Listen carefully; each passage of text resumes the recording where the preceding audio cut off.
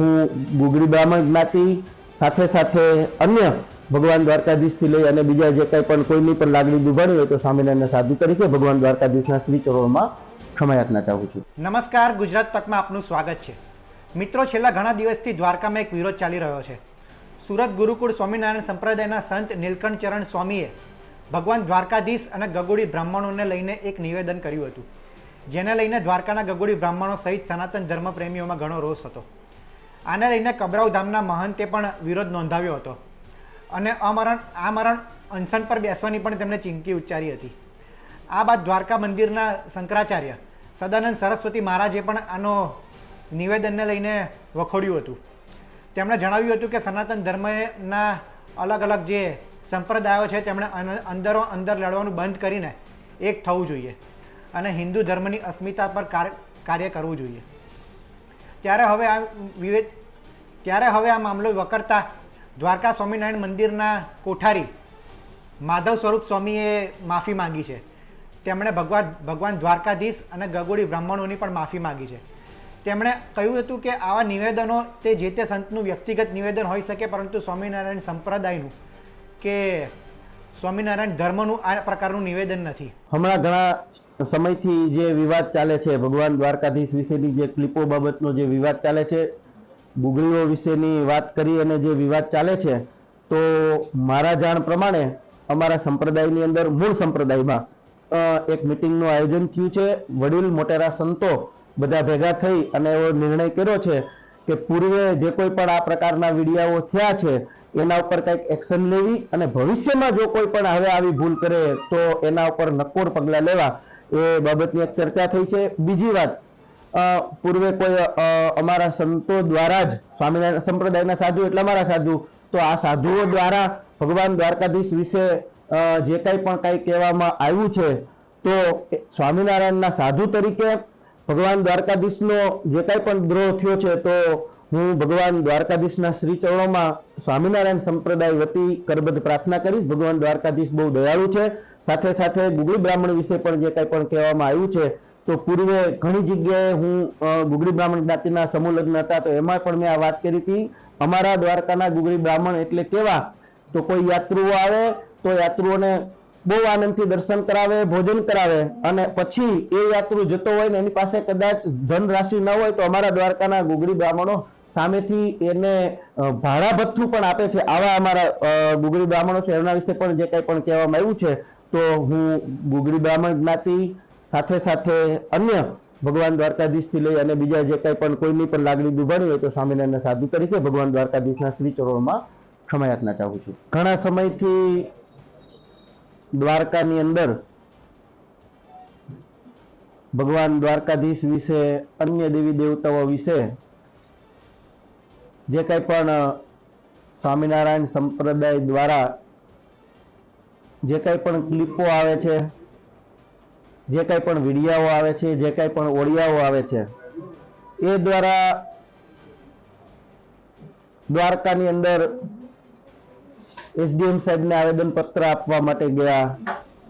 વેપારી એસોસિએશન દ્વારા પણ એક પ્રદર્શન કરવામાં આવ્યું, વિરોધ પ્રદર્શન કરવામાં આવ્યું. ઘણા સમયથી આ પ્રશ્ન બધાને મૂંઝવે છે.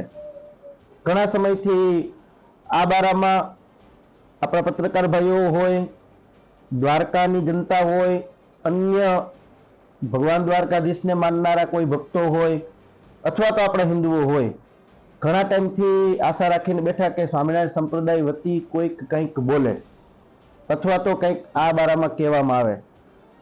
તો હું એટલું ચોક્કસ કહીશ, મૂળ સંપ્રદાયમાં વડતાલ અને અમદાવાદ ગાદીની અંદર મૂળ સંપ્રદાયના સાધુઓ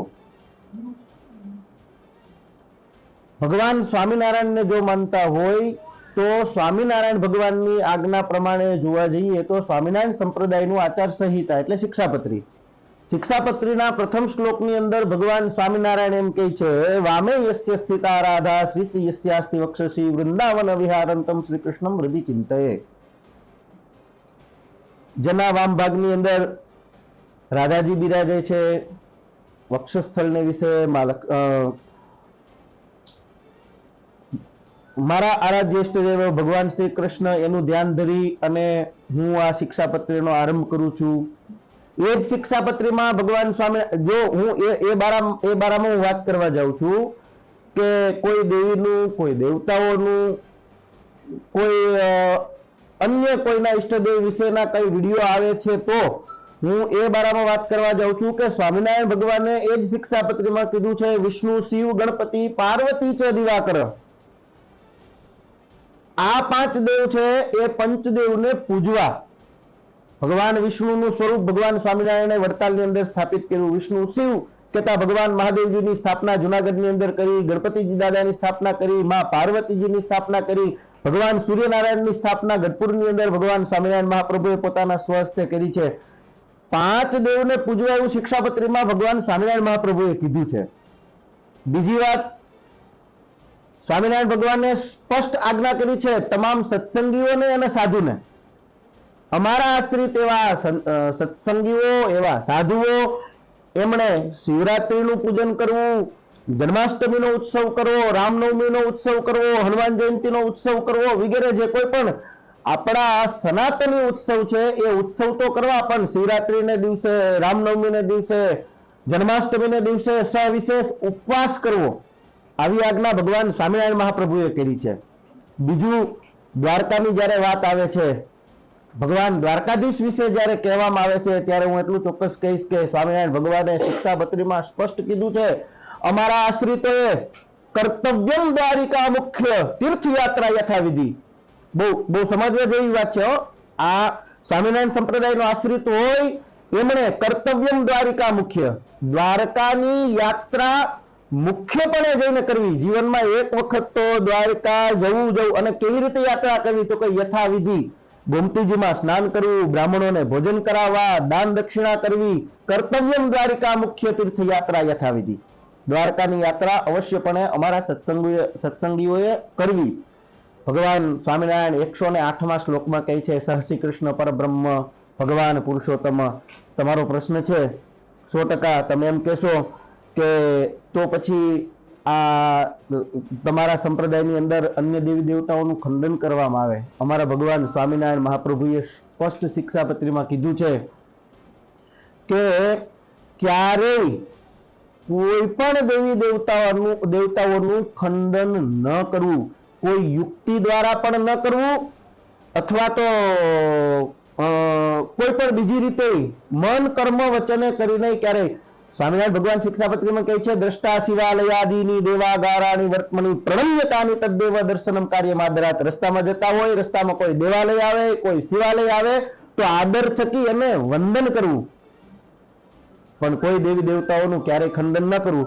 અને છતાંય જો કોઈ દેવી દેવતાઓના ખંડન કરતા હોય, ભગવાન દ્વારકાધીશ વિશે કોઈ કાંઈ બોલતા હોય, તો હું કહીશ કે એની વિચારધારા, સ્વામિનારાયણ ભગવાનની આ વિચારધારા નથી, સ્વામિનારાયણ સંપ્રદાયની આ વિચારધારા નથી, સ્વામિનારાયણ ભગવાનના કોઈ આશ્રિતની આ વિચારધારા નથી. કોઈ કરતું હોય, કોઈ યુક્તિ દ્વારા કે પોતાની અણસમજણ દ્વારા જો કોઈ દેવતાઓનું, કોઈ દેવીઓનું, અથવા તો ભગવાન દ્વારકાધીશનું, ભગવાન રામચંદ્ર મહાપ્રભુનું, ભગવાન શંકરનું કોઈ ખંડન કરતું હોય તો એની પોતાની વિચારધારા છે. સ્વામિનારાયણ સંપ્રદાયની આ વિચારધારા નથી. એ પુસ્તકનું નામ છે, તમે જે અત્યારે જે મીડિયામાં ફરે છે એમાં એવું કહેવાય છે, ગોપાળાનંદ સ્વામીની વાતો. સ્વામી ધામમાં વહી ગયા એને 200 વર્ષ ઉપર થયું છે. આ પુસ્તક સ્વામી ધામમાં ગયા ત્યાર પછી મને ખબર છે ત્યાં સુધી લગભગ 150-60 વર્ષ જેવું થયું આ પુસ્તક જે લખાણું. આપણા સનાતન ધર્મના હિન્દુ શાસ્ત્રો જે કાંઈ પણ છે, શાસ્ત્રોમાં આપણે જાણીએ છીએ ઘણી પ્રકારના કોઈ દેશથી કોઈ બીજી રીતે ઘણી પ્રકારના ફેરફાર કરવામાં આવ્યા છે. એટલે આ પુસ્તક લખાણું એને ઘણા વર્ષ, છપાણું એને ઘણા વર્ષો થયા છે. અને ગોપાળાનંદ સ્વામી એટલે કેવા સાધુ. સારંગપુરની અંદર મારા ભગવાન સ્વામિનારાયણની મૂર્તિ પ્રતિષ્ઠા જો એને કરવી હોત તો સારંગપુરમાં સ્વામિનારાયણ ભગવાનની મૂર્તિ પ્રતિષ્ઠા કરી, પણ એમણે હનુમાનજી મહારાજની સ્થાપના કરી. એ ગોપાલ સ્વામીએ કમિયાળા કરીને ગામ છે ભાલ પ્રદેશનું, ત્યાં મૂર્તિ પધારવાનો વારો આવ્યો તો ત્યાં પણ એમને હનુમાનજી મહારાજની સ્થાપના કરી છે. એટલે ગોપાળાનંદ સ્વામી તો ક્યારેય આવું દ્વારકાધીશ વિશે કે નહીં. મારું એવું માનવું છે કે કદાચ પાછળથી કોઈ કે આ પુસ્તકોની સાથે છેડા કર્યા હોય. આપે જે પ્રશ્ન કર્યો છે પ્રશ્ન બહુ મોટો છે. અને એના માટે થઈને તો હું બહુ એક નાનો સાધુ છું, પણ હું ચોક્કસપણે અમારા સંપ્રદાયના વડીલ સંતોને, સંપ્રદાયના આચાર્ય મહારાજશ્રીઓને હું કરબદ્ધ પ્રાર્થના કરીશ કે મૂળ સંપ્રદાયની અંદર જો કોઈ પણ સાધુ, આમાં તમે જે કાંઈ પણ જોયું છે, જે કાંઈ પણ સાંભળ્યું છે, એ મૂળ સંપ્રદાયના અમુક તો સાધુય નથી. પણ છતાંય હું કરબદ્ધ વડીલ સંતોને એને પ્રાર્થના કરીશ. અને મેં સાંભળ્યું પણ છે, આપના પ્રશ્નનો જવાબ દેતા હું કહીશ આપને કે મેં એવું સાંભળ્યું છે, હાલમાં સંતોની એક મિટિંગ થઈ છે અને આવા જે કાંઈ પણ વિડિયાઓ પૂર્વે કોઈ બોલી ગયા છે અથવા તો ભવિષ્યમાં હવે આવું ન થાય એના માટે થઈને એક કમિટીની રચના થશે અને આવું ભવિષ્યમાં જો કોઈ પણ ભૂલ કરશે તો ચોક્કસ એના ઉપર નકોર પગલાં લેવાશે. આવી એક મિટિંગ થઈ છે, એ મારા જાણમાં આવ્યું છે. તો દ્વારકા સ્વામિનારાયણ મંદિરના કોઠારી માધવ સ્વરૂપ સ્વામીએ આ મામલે માફી માગી છે. ત્યારે હવે જોવાનું રહ્યું કે આગામી સમયમાં આ મામલો શાંત પડે છે કે નહીં. અને આગામી સમયમાં ગાગુડી બ્રાહ્મણોમાં જે રોષ હતો, સનાતન ધર્મપ્રેમીઓમાં રોષ હતો, અન્ય પણ કેટલાક વિવાદો હતા, જેમ કે સ્વામિનારાયણ સંપ્રદાયના અમુક પુસ્તકોમાં જે લખાણ હતું તેને લઈને પણ વિરોધ ચાલી રહ્યો છે. ત્યારે હવે દ્વારકા સ્વામિનારાયણ મંદિરના કોઠારીએ જે માફી માગી છે, તો આ મામલે હવે રોષ ઓછો થાય છે કે આગામી સમયમાં શું થશે તે જોવાનું રહ્યું. ગુજરાતના તમામ મહત્ત્વના સમાચારો માટે આપ જોડાયેલા રહો ગુજરાત તક સાથે. નમસ્કાર.